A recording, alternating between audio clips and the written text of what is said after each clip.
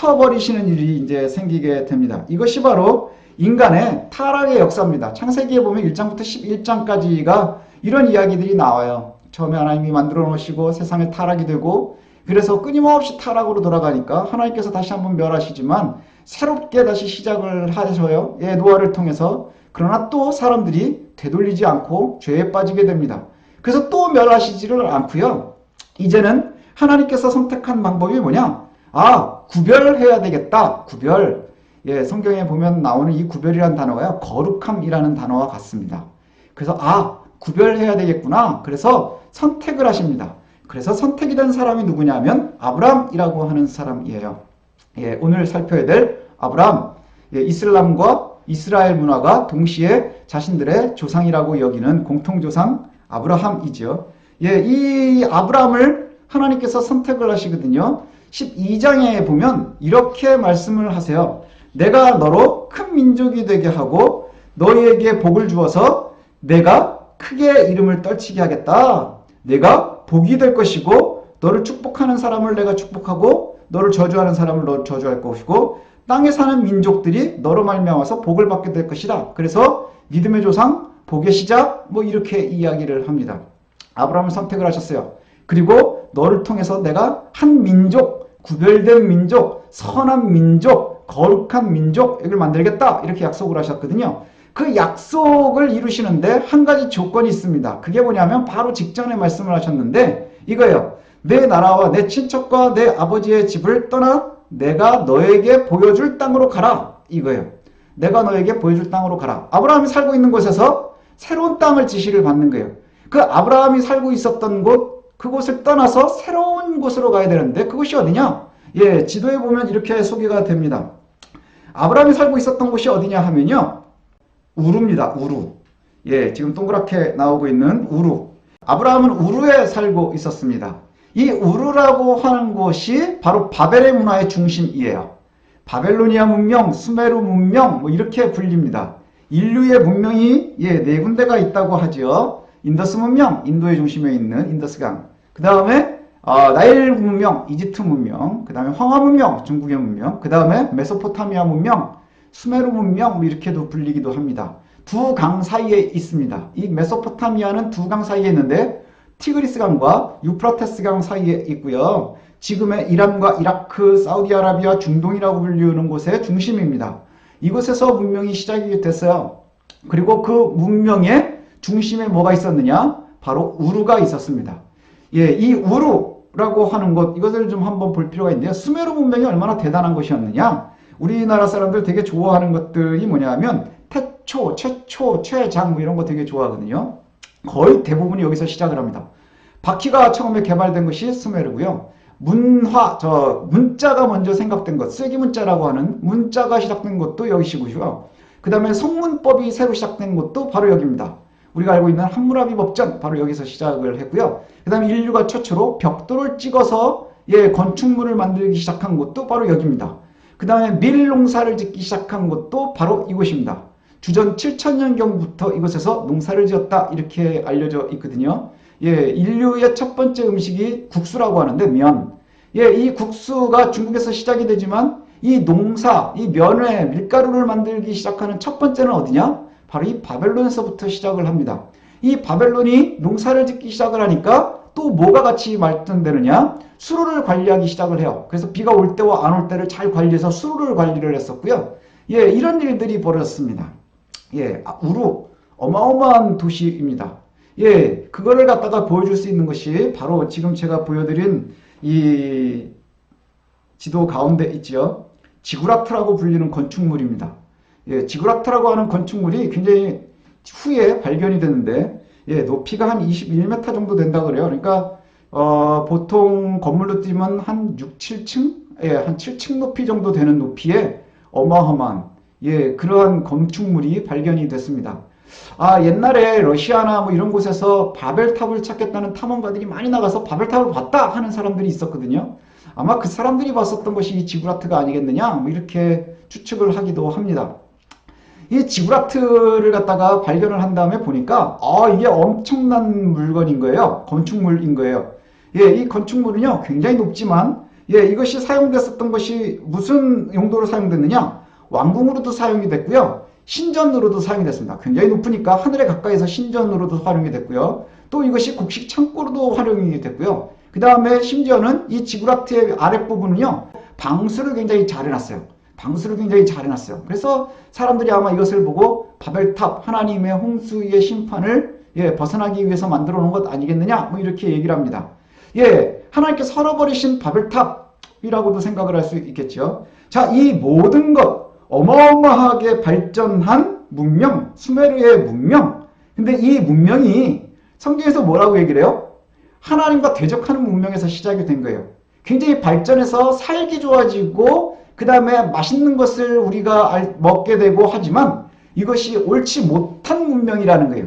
자, 아브라함의 위대함은 뭐냐? 이것을 떠나는 거예요. 좋은 것, 아주 좋았던 것을 떠나서 하나님이 지정하는 곳으로 가게 되는데요. 이 지정하는 곳으로 간 것이 이러했습니다. 우르를 출발을 해서요. 하란으로 가게 됩니다. 하란으로 가자 그곳에서 있는 동안에 함께 출발했었던 아버지가 그곳에서 세상을 떠나게 되고요. 그 다음에 함께 떠났었던 형제들은 이곳에 정착을 하게 됩니다. 예, 그런데 이곳에서 계속해서 아브라함은 또 약속의 땅 가나안까지 이르게 됩니다. 가나안. 그래서 성경의 중심이 되죠. 가나안. 그리고 나서는 잠깐 제 뒤통수로 잠깐 왔다 갔는데 여기 이집트죠. 나일강이 있는 이집트로 잠깐 갔다 오게 되는 이유는 뭐냐? 가나안에 가자마자 제일 먼저 만난 게 뭐냐면 가뭄을 만나요. 어마어마한 가뭄을 만나서 이 아브라함이 가까이에 있는 발전한 도시를 찾아간 곳이 바로 이집트예요. 이집트. 그래서 이 아브라함이 떠났었던 우루, 하란, 가나안 이곳을 잇는 이 도로를요.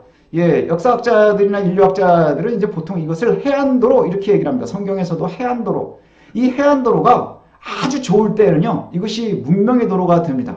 메소포타미아 문명과 이집트 문명을 갖다가 연결하는 어마어마한 도로가 되지요. 이것을 가장 잘 활용했었던 것이 솔로몬이거든요. 솔로몬이 무역을 해서 돈을 많이 벌었는데 이 무역을 하게 된 게 뭐냐? 지정학적인 것을 잘 활용을 한 거예요. 가나안이 이집트와 바벨론의 중간에 있기 때문에 이 도로의 중심에 있기 때문에 굉장히 잘 활용을 해서 부자가 됐죠. 하지만 이것이 난세가 되면 어려운 시대가 되면 외세의 침입의 통로가 됩니다. 그래서 아람이 쳐들어온 것도 이 하란 쪽에 있는 것, 하란 위쪽에 아람이라는 것, 그것이 쳐들어오고요. 아수르가 쳐들어올 때도 그것을 향해서 들어오고, 바벨론의 멸망을 당할 때도 역시 이 길을 통해서 멸망당하고 끌려가게 됩니다. 그 다음에 아브라함이 잠깐 들렸었던 이집트도 끊임없이 이스라엘을 공격하고 함께 늘 전쟁을 하는 일들이 벌어지게 됩니다. 우르는 엄청나게 발전되어 있는 곳이에요. 우르는 엄청나게 발전한 곳이에요. 4개의 문명 중에서도 가장 먼저 발전했었고요. 가장 발전했었다 이렇게 이야기를 합니다. 그럼에도 불구하고 중요한 것은 뭐냐면 이 발전된 도시를 떠나서 문명의 변방으로 간 거예요. 끼어있는 곳. 그래서 큰 도시 사이에 끼어있는 시골과 같은 이곳으로 가게 되는 곳이 바로 가나안입니다. 이 가나안이라고 하는 곳에 가자마자 처음에 가뭄을 만나서 애굽으로 이집트로 떠나는 일이 벌어지죠. 그와 마찬가지예요. 이 가나안이라는 곳이 아주 독특한 곳이거든요. 강이 없어요. 요단강이라고 있는데 그것이 아주 작습니다. 그래서 농사 짓는데 그렇게 큰 도움이 되지는 못하고요. 이것은 하나님의 은혜를 갖다가 바라보면서 살아야 되는 거예요. 하늘만 보면서 살아야 돼요. 1년에 2번의 비가 오는데 늦은 비와 이른 비라고 부릅니다. 모종을 할 때 비가 한 번 오고요. 추수할 때 한 번 비가 옵니다. 그 우기 2번을 갖다 거쳐야 되고 그러면 심어놓은 것들은 어떻게 살아가느냐? 이슬로 살아야 돼요. 이슬로. 그러니 비가 한 번 안 오면 농사를 시작할 수 없어요. 또 비가 한 번 안 오면 추수가 불가능해지는 거예요. 아무런 열매가 맺혀지지가 않는다는 거예요. 이런 땅이 바로 가나안입니다. 하나님께서 도우시지 않으면 있을 수 없는 것이 바로 가나안이에요. 내가 스스로 살 수 있는 곳, 하지만 악한 곳 우르를 떠나서 가나안으로 가는 것이 바로 아브라함의 위대함입니다. 그래서 아브라함은요, 아주 좋은 것을 선택을 했거든요. 좋은 것을 선택을 했어요. 그래서 이 선택한 아브라함을 좀 보면서요, 우리한테도 좀 적용을 해봤으면 좋겠습니다. 아브라함의 선택과 약속이라고 제가 정했는데, 아브라함이 하나님께서 부르신 다음에 잘 출발을 했어요. 출발은 잘 했는데, 문제는 뭐냐? 중간중간에 여러 도전들이 있었다는 것이지요. 여기 히브리서 11장 16절과 17절 상반절을 갖다가 제가 써놨는데 읽어드리면 이렇습니다. 그들이 만일 떠나온 것을 생각하고 있었더라면 돌아갈 기회가 있었을 것입니다. 그러나 사실은 그들은 더 좋은 것을 동경하고 있었던 것입니다. 그것이 바로 하나님께서 만들어 놓으신 세상이죠. 예. 그들이 만일 떠난 것을 생각했다면 다시 되돌릴 수 있었을 것이다. 돌아갈 수 있었을 것이다. 이렇게 얘기를 해요. 예, 되돌아간다고 하는 것이 뭘까요? 포기하는 거예요. 여정을 포기하는 것이죠. 우르를 향하는 거예요. 우르. 잠깐 동안 이집트로 이주하는 것도 역시 마찬가지입니다. 여정 중에 되돌리고 싶은 일이 있었을 때 그가 성공한 것은 뭐냐? 되돌리지 않았다는 거예요. 계획한 바, 소망하는 바, 옳은 것 이것을 갖다가 잘 선택을 하고 힘들고 어렵지만 잘 버티고 견뎌냈다고 하는 것이지요. 하란에서 아버지가 죽고 형제들이 정착을 해요. 이게 첫 번째 그에겐 도전이었을 거예요. 우르에서 출발을 했는데 하란에 도착을 했어요. 사실 우르가 제일 좋은 땅이고요. 하란으로 가면 좀 땅이 점점 나빠집니다. 예, 그런데 그 하란에서 아버지가 죽었어요. 가족이 죽고 그 다음에 이렇게 출발을 해가지고 함께 출발한 동료들이 포기하고 그것에 그냥 정착을 하기로 마음을 먹습니다. 그럼에도 불구하고 가나안을 향해서 아브라함이 홀로 떠난다고 하는 것, 이게 어마어마한 도전이지요. 그가 떠난 것을 생각할 수 있었을 거예요. 예, 그리고 다시 되돌릴 수 있었을 거예요. 그러나 주변에 있는 여건들을 보고 그것을 포기하지 않았어요. 예, 함께 출발했었던 많은 동료들이 중간에 낙오하는 것을 보면서 포기하지 않았다는 것이죠. 아브라함의 첫 번째 선택은 바로 여기에 있었습니다. 그 다음에 두 번째 아브라함이 선택한 것은 뭐냐면 가나안에 도착을 했어요. 하나님의 약속을 가지고 도착을 했는데 그곳에서 제일 먼저 아브라함을 기다렸었던 것이 뭐냐? 가뭄이에요. 가뭄. 살 수가 없는 거죠. 고대에 물이 없다? 살 수가 없어요. 특히 가나안은 강도 마땅치가 않은데 살 수가 없는 것이죠. 그래서 잠깐 이집트로 이주를 하게 됩니다. 유혹이죠. 그에게는 굉장한 유혹이에요. 현실적인 유혹이에요. 여러분들도 마찬가지 아닌가요? 예, 우리가 잘 살아야지, 좋은 삶을 살아야지, 행복하게 살아야지 여러 가지 여러분들이 각자가 가지고 있는 목표가 있을 거예요. 그러한 삶을 갖다 살아가려고 할 때 제일 먼저 힘들게 하는 것이 뭐냐? 동료들의 낙오예요. 동료들의 낙오. 그 다음에 두 번째가 뭘까요? 현실적인 두려움이에요. 먹고는 살 수 있을까? 돈을 벌어야 되는데 이거 하면 일확천금을 노릴 수 있다 그러던데 뭐 이런 것들 아니겠어요? 하나님께서 여기가 선한 거야, 이게 옳은 거야 라고 해서 가나안에 내가 있는데 여기서 먹고 사는 게 힘들어진 거예요. 가뭄 때문에. 그래서 잠깐 유혹을 받고 이집트로 이주를 합니다. 그러나 그가 곧 돌아올 수 있었던 것, 그게 바로 믿음의 조상이 되는 이유가 된다고 하는 것이지요. 예, 흔들리지 않고 계속해서 가는 것 중요합니다. 그 다음에 또 하나는 뭐냐 하면 많은 자손을 갖다가 하나님께서 약속을 하셨거든요. 많은 자손을 주겠다. 내가 너에게 자손을 주고 민족을 이루겠다 했는데 75세에 우르를 출발을 했는데 아이가 생기지를 않는 거예요. 아이가 생기지를 않는 거예요. 그래서 그 당시에 아주 보편적인 문화를 통해서 이루고 싶어 합니다. 아브라함이 스스로. 그게 뭐냐? 첫 번째는 종을 통하는 거예요. 종. 당시에 고대 근동에서 가장 쉬운 방법은 뭐냐면 양자를 드리는 겁니다. 내가 데리고 있었던 노예들 중에서, 종들 중에서 가장 똑똑하고 내가 제일 마음에 드는 아이를 선택을 해서 그 아이를 통해서 내 대를 잇도록 하는 거예요. 엘레셀이라고 하는 종을 갖다가 선택을 하지만 그러나 그것을 하나님께서 원하시는 길이 아님을 알고 곧 포기하게 됩니다. 그리고 두 번째 그 당시에 보편적인 것은 뭐냐? 그러면 첩을 드리는 거예요. 내 아내가 아이를 갖지 못하니까 그러면 첩을 드리는 거예요. 이건 아주 여러 문화에서도 있었던 것 같아요. 그래서 우리나라에도 그런 일들이 있었고요. 그죠? 또 실제로 요즘도 옳진 않지만 그런 일들이 있다. 이렇게 얘기를 합니다. 첩을 들여서 아들을 낳는 것. 그래서 실제로 첩을 들여서 아들을 낳기도 합니다. 하갈이라고 하는 몸종을 들여서 아이를 낳는데 그것이 바로 이스마엘입니다. 이 이스마엘이 아까 처음에 말씀드린 것처럼 공통유상을 이야기하고 있는 아람, 지금의 이슬람 문화권의 조상이 됩니다. 하나님께서 원치 않았었던 길입니다. 점점 여러 가지로 지치는 거죠. 결과물이 나오지 않으니까 그때마다 끊임없이 유혹을 하지만 하나님께서 아니라 아니라 할 때 되돌리는 것. 이것이 아브라함의 위대함이라고 생각을 합니다.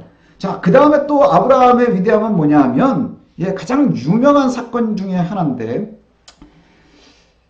종을 양자로 드리지도 못하고 그 다음에 하갈을 통해서 낳은 아이도 하나님이 인정을 하지 않으시고 그래서 결국은 기다리고 기다려서 100세의 아이를 낳습니다. 이것이 바로 이삭이에요. 얼마나 귀하겠어요. 이삭을 통해서 하나님께서 언약을 이루실 거예요. 그런데 이 이삭이 잘 성장해가고 어느 정도 성장을 한 후에 하나님께서 아브라함에게 시험을 하십니다. 그 시험이 뭐냐면 내가 사랑하는 아들 이삭을 내가 지정하는 땅 모리아산으로 와서 나에게 바치라 이렇게 말씀하는 거예요. 나에게 바치라. 이 일을 받고 아브라함이요. 그 다음날 아침 일찍이 일어나서 종들 둘을 데리고 그 다음에 아들을 데리고 3일 길을 거침없이 모리아산으로 가고요. 그리고 종들을 두고 아이를 데리고 장작을 매게 하고 그리고 올라가서 그 아이를 갖다가 정말로 하나님께 바치려고 하는 사건이 벌어지게 됩니다. 이 사건 굉장히 중요한 사건이거든요. 그 사건이 중요해서 여기 보면 렘브란트가 그린 그림이에요. 아브라함의 제사라고 하는 그림인데 이 그림을 한번 잘 보십시오. 뒤에 천사가 나타나가지고 아브라함을 막 때릴 것처럼 저는 뺨을 때릴 것처럼 그렇게 돼요. 너무 급해서 칼을 들고 있는 손을 잡고 소리를 지르는 장면입니다. 그리고 칼을 놓치고 있고 아주 비참하게 이삭이 있습니다. 근데 이 이삭이 있는 장면, 이 장면을 보면서 사실은 사람들이 굉장히 불편해해요. 불편해합니다. 한 3, 4년 전에도 제가 이 수업을 하는데 한 학생이 굉장히 분노를 한 적이 있어요. 나는 하나님을 믿을 수 없다. 왜냐? 이런 몰지각한 하나님을 내가 믿을 수 없다. 100살이 돼서 준 아들을 너를 더 사랑하는지 아들을 더 사랑하는지 그걸 시험하겠다고 죽이라고 하는 하나님을 내가 신뢰할 수가 없다. 이러면서 분노했었던 학생이 기억이 나는데 그럼 아브라함은 굉장히 무모한 사람이었을까? 아까 분노했었던 학생처럼 정말 하나님이 악한 것이냐? 아주 못된 하나님이냐? 그렇지 않아요. 아브라함이 이렇게 할 수 있었던 이유가 있습니다. 그 이유를 갖다가 설명을 하는데 성경에 보면 힌트를 우리가 찾을 수 있어요. 창세기 22장에 보면 이렇게 얘기를 합니다. 그가 아브라함이요. 그는 자기 종들에게 말했습니다. 내가 이 아이와 저리로 가서 예배를 드리고 너희에게로 함께 돌아올 터이니 그동안 너희는 나귀와 함께 여기서 기다리고 있거라. 그래서 모리아산 아래에 종들을 두고 이삭만 데리고 산으로 올라가면서 종들에게 한 말이에요. 야, 니네 여기서 잘 기다리고 있어. 내가 이 아이 데리고 올라가서 하나님께 함께 제사 드린 다음에 같이 내려올게. 이거예요. 그 얘기는 뭐냐? 하나님이 이삭을 데려가지 않을 것에 대해서 신뢰하고 있었다는 것이지요. 이 신뢰의 근거가 뭐냐? 그는 하나님을 정확하게 알고 있었다는 거예요. 하나님을 잘 알고 있었다는 것이죠. 하나님 어떤 분입니까? 선한 분이에요. 공의로운 분이에요. 죄를 미워하시는 분이세요. 그래서 노아의 홍수 사건도 죄 때문에 일어난 것이고요. 바벨탑을 헐어버리신 것도 역시 죄 때문이고요. 훨씬 더 이전으로 올라가면 아담이 이 에덴 동산에서 쫓겨나게 된 이유도 역시 죄 때문이에요. 하나님이 가장 싫어하는 것이 죄거든요. 그 다음에 정말 가증하게 여긴다고 여러 번 말씀하는 것이 뭐냐면 당시에 고대 근동에서 아주 흥행하고 있었던 인신제사입니다. 사람을 제물로 쓰는 거예요. 사람을 제물로 쓰는. 마치 우리나라에 보면 홍수나 파도 치지 말라고 풍랑이 일지 말라고 심청이를 바치는 이런 얘기 나오죠. 임당수에 빠진 심청이. 그게 인신제사인 거예요. 용왕을 갖다가 달래기 위해서 사람을 바치는. 그래서 하늘을 달래기 위해서 사람을 바치는 일들이 당시에 고대 근동, 특별히 메소포타미아 문명에 굉장히 많이 있었다. 이렇게 얘기를 해요. 그런데 그것을 하나님이 굉장히 가증하게 여기시거든요. 그 가증하게 여기셔서 그곳을 떠나 내가 지시하는 곳에서 거룩하게 구별되게 살아라라고 명령하신 하나님이 아브라함에게 그 모든 자신의 속성을 버리고 이삭을 나한테 죽여라. 그렇게 바쳐라 하는 것은 하나님이 하나님을 거부하는 거예요. 하나님을 거부하는 것이죠. 이것은 하나님은 선하신 분이고 하나님은 전능하신 분이다 하는 것을 갖다가 버리는 거예요. 아브라함은 이렇게 담대할 수 있었던 이유가 뭐냐? 하나님이 죽이지 않을 것을 알고 있었기 때문이라는 거예요. 하나님을 잘 아는 것, 무엇이 옳은지 틀린지를 잘 구별할 수 있는 것 매우 중요합니다. 매우 또 강조하면 매우 중요합니다. 요즘에도 이런 일들이 있죠. 예, 요즘에 뭐 코로나, 우리가 이렇게 인터넷으로 공부하게 되는 것도 코로나 때문인데, 코로나에서 굉장히 유명해진 게 신천지잖아요. 모략교리라는 것이 있다고 여러분들도 이제 많이 들으셨죠. 뭐냐? 자신들의 교파를 넓히기 위해서 뭘 쓰는 거예요? 거짓말을 아주 좋은 도구라고 생각을 하는 거예요. 우리가 한번 생각을 해보십시오. 거짓말이 좋은 건가요? 그렇지 않아요. 거짓말은 악한 거예요. 거짓말을 해서 남의 기회 가서 자기가 이거인 것처럼 저거인 것처럼 우연을 가장해서 사람을 포섭하고 아닌 것처럼 데려가고 이것이 옳은 것이냐? 옳지 않다는 거예요. 우리가 하나님을 잘 알아야 돼요. 하나님을 잘 알고 옳고 그름을 잘 구분할 수 있어야 된다는 것이죠. 하나님이 이삭을 데려가지 않을 것을 잘 알고 있었다는 거예요. 저와 여러분들이 살아가는데 아브라함한테 좀 배워야 될 게 있거든요. 그게 뭐냐면 지혜로운 삶을 살아야 된다는 거예요. 지혜롭고 잘 살펴야 돼요. 뭐냐? 옳고 그른 것. 나의 선택이 나의 인생을 하나하나 만들어가기 때문이지요. 무엇이 옳은 건지 무엇이 틀린 건지 선명하게 볼 수 있어야 한다는 것이죠.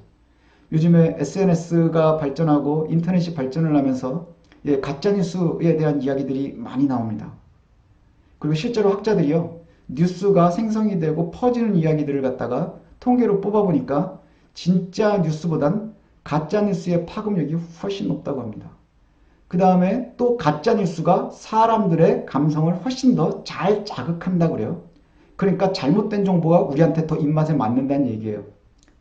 사기꾼의 정보가 선생님의 정보보다 훨씬 입맛에 맞는 이유이기도 하겠죠. 이것을 구분할 줄 알아야 되지 않겠어요? 구분하기 위해서는 지혜가 필요합니다. 그 지혜의 근본이 하나님이시고요.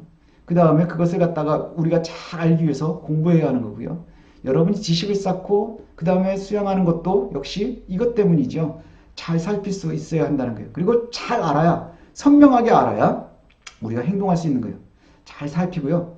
지혜롭게 행동하고 그 다음에 그 행동에 용감하게 도전하십시오. 제가 요즘에 제일 안타까운 것 중에 하나가 뭐냐면 저는 어려서부터 공부를 잘 못했었던 편입니다.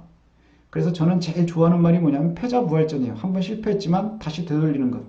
하지만 뉴스에 보면 그런 얘기들 많이 나오죠. 대한민국은 이것이 어려운 나라다. 그래서 너무너무 힘들다. 한번 실패하면 모든 것이 끝이다. 이게 뉴스에도 굉장히 많이 나오고 실제로 또 그렇기도 하지요. 하지만 더 중요하게 여겨야 될 건 그거를 갖다가 정해놓을 필요는 없는 거예요. 여러분 인생은 여러분이 만들어가는 거잖아요. 만들어 놓는 거예요. 그리고 여러분들이 다른 사람들에 의해서 내 인생이 자꾸 움직이게 하려고 하지 마십시오.